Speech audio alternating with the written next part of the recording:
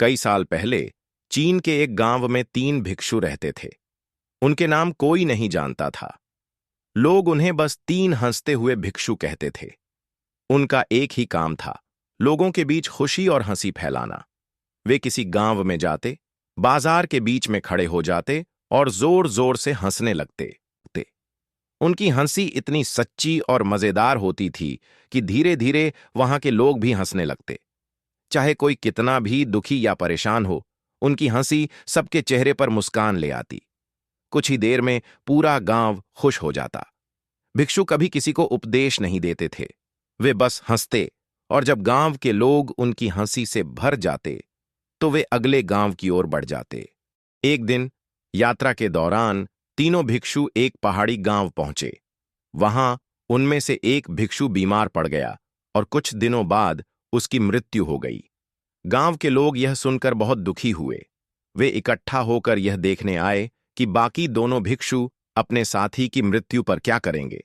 सबको लगा कि वे रोएंगे या शोक मनाएंगे, लेकिन दोनों भिक्षु अपने साथी के पास बैठे और जोर जोर से हंसने लगे। उनकी हंसी पूरे गांव में गूंज रही थी। गांव के लोग हैरान रह गए। उन्होंने पूछा, आपका साथी मर गया है और आप हंस रहे हैं, क्यों? भिक्षुओं ने मुस्कुराते हुए जवाब दिया, हमारा साथी हमें आज सबसे बड़ी सीख देकर गया है। उसने हमें दिखाया कि मौत कोई अंत नहीं है।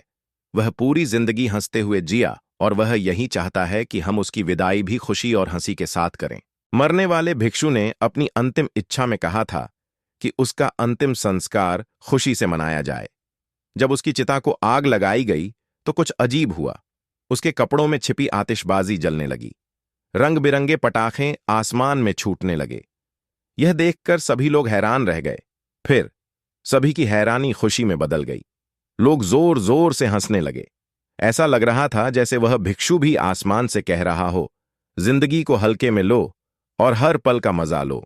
उस दिन के बाद 3 भिक्षुओं का संदेश सभी को समझ में आ गया। जिंदगी बहुत छोटी है, इसे दुखी होकर मत बिताओ। हमेशा हंसो, खुश रहो और अपनी खुशी दूसरों के साथ बांटो। यही असली जीवन है। उन भिक्षुओं की कहानी हमेशा के लिए लोगों के दिलों में बस गई। उन्होंने सिखाया कि हंसी और खुशी से हर मुश्किल को हराया जा सकता है।